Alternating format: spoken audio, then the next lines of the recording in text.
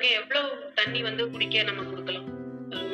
ஆக்சுவலா new born குழந்தை பிறந்து நம்ம முதல் 6 மந்த் வரைக்கும் மினிமம் நம்ம தண்ணி குடுக்கணும்ன்ற அவசியம் கண்டிப்பா இல்ல. ஏன் அப்படின்னா அம்மாவோட தாய்ப்பால்லயே 80% வந்து வாட்டர் தான் இருக்கு.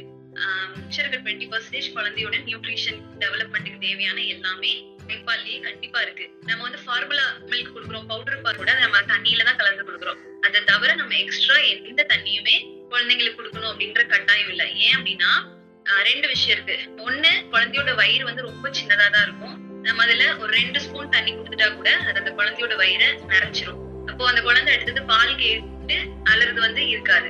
பசி உணர்வு கம்மியாயிடும். 2வது, குழந்தைங்களோட கிட்னியும் ரொம்ப குட்டியா தான் இருக்கும். அதுக்கு நம்ம தண்ணி கொடுக்கும் போது கிட்னி வந்து ஓவர்லோட் அதிகமான வேலை பாக்குற மாதிரி ஆயிடும். சோ இந்த 2 விஷயங்கள்னால நம்ம மினிமம் 6 மந்த் குழந்தை பிரஸ்ட் ஃபீடிங்ல இருக்குது அப்படின்னா தண்ணி கொடுக்கணும்ன்ற கட்டாயம் கண்டிப்பா இல்ல.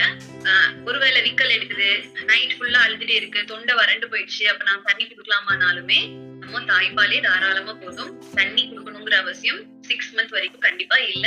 குழந்தைங்களுக்கு சாலிட் ஃபுட் ஸ்டார்ட் பண்ண பிறகு சாலிடுமே நம்ம தண்ணியில தான் மிக்ஸ் பண்ணி கொடுப்போம். சோ அதுவுமே நம்ம வந்து பிரஸ்ட் ஃபீடிங்ல இருக்க அந்த குழந்தை அப்படின்னா தண்ணி குடுக்கணும்ன்ற அவசியம் கண்டிப்பா இல்ல.